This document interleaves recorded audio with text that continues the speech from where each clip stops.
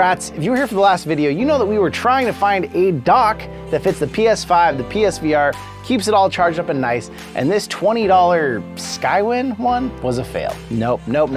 These weren't communicating, stuff wasn't charging, it was a mess. We're gonna try a $45 dock and see if that works better. Let's open it up.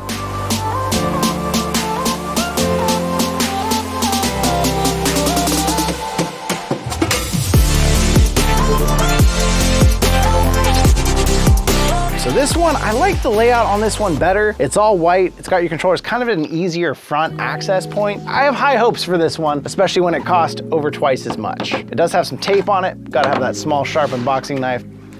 Brand name, I have no idea. iPega? iPega? I don't know what that is, but we'll check it out. So one thing I'm not in love with when I saw this one, and one of the reasons I chose the Skywin one, this rod that just went straight down in that holds your headphones and your PSVR. This one just has these that hook into the side of your PS5. I mean, it's gonna work. It's okay to put some weight. I mean, these don't weigh that much. It's okay to put some weight, but I just thought this was a classier, more elegant solution, but we can't win. This part looks really nice though. I do like the look of that.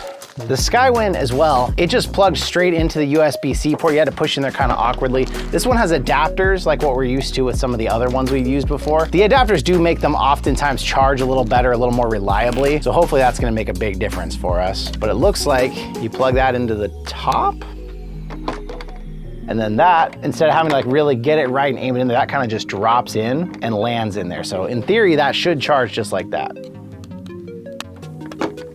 Could it be that simple? Feels like it's in. We'll find out if it's in. You push them in solidly. They don't just drop in. You get them aligned and you push them down in there, although it feels like once it's in, feels like those are gonna stay really nicely. This definitely, you can feel the price quality difference. Now this thing should accommodate both PS5s, whether you have a disc or a non-disc edition, and it actually looks like it comes with a screw to tighten yours into here too, which is nice. Then you have a little less risk of it bouncing around and stuff. So yeah, that does fit. And I lost it. Unlike the Skywin, this one looks like it's built for the disk drive because it doesn't have a piece like this one did that this would fit the non-disc and the disc edition. This one looks like it's just meant for the disc edition, and if you had the non-disc, it would probably still fit in here, but you'd have a gap, kind of a hole right there. Not a deal breaker, but something to consider. PSVR processing unit fits in there just fine. It is built to where it can accommodate either processor unit. So you see this part's cut out a little wider and then it tightens up here. So if you have the new processor unit, it'll fit in the middle. If you had the old one, it would fit in the other spot. Let's actually screw this guy on. That is nice. That adds a feeling of stability and safety to it. And then when this thing is there, there's no risk of your PS5 falling over. I don't love that this is only short enough to plug into the front. I would really like this to run long enough to plug into the USB port in the back. This was their intention. It's supposed to plug into here, and that's how it powers the whole thing. I'm not in love with that. I might find a way. I might just run this thing down under and run it to a power brick. That extra $25 is seeming more and more worth it every second. Comes with 4 of these little USB-C adapters for your controllers. It has a spot here in the top to store the spares. You got 2 spares, or if for some reason you had to take these out and you think, oh gosh, I'm gonna lose that. No, you're not. It has a spot for all of them. Nifty, I like it. If you were someone who had the PS5 media remote that comes with it, it would fit right here and stand upright for an easy spot to grab it. So right now, it's showing the fans are not turned on. Fans are on low. Fans are on medium. Fans are on high. Ooh.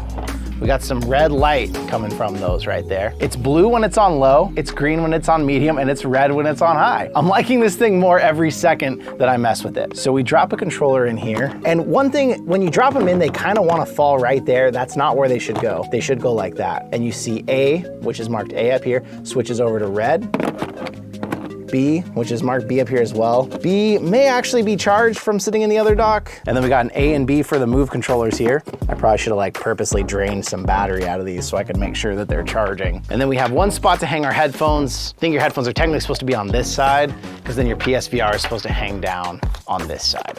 It's the other thing I don't love. I don't really want my VR hanging like this where just stuff is gonna fall in on the lenses and stuff. But apparently with all these docks I've looked at, it's kind of your only choice because I don't think there's there's not another secure way to hang this without putting risk of scratching your lenses. So if you're gonna get one of these, you're either gonna end up doing that, or you might end up taking this off and finding another home for your VR. Probably not right there, because that's really unstable, but you might end up setting it next to it or something. The hooks, I'm not in love with the hooks, but everything about the dock I am currently loving. So if I had to find one issue with the Move controllers themselves, they do fit in there really tight. You're not gonna end up knocking those over. I mean, they're much more solid than the processor unit is. You do have to give them a little push in there to get them going. So looks like A is fully charged. B, I pushed it down in there and finally got it to go red. So I like that it's got good communication of everything going on here. I like that the fans are just a switch away. I don't love that the USB cord hangs out the front. That's just not gonna be clean for cable management. Don't love that the PSVR hangs like this. I honestly might end up just leaving mine next to it. Other than that, it's a great dock. It looks like it's gonna keep everything charged and happy, ready to go all the time. They really thought out the extra features on it. So I'm excited to say I've got my dock. I'm not gonna be checking out any more of these unless some new crazy thing comes out, but this is gonna work for what I need, hold up in my living room nicely. So what do you think out there? Do you think that you need a dock like this at all? Is this totally useless? Would you consider getting one? If you do,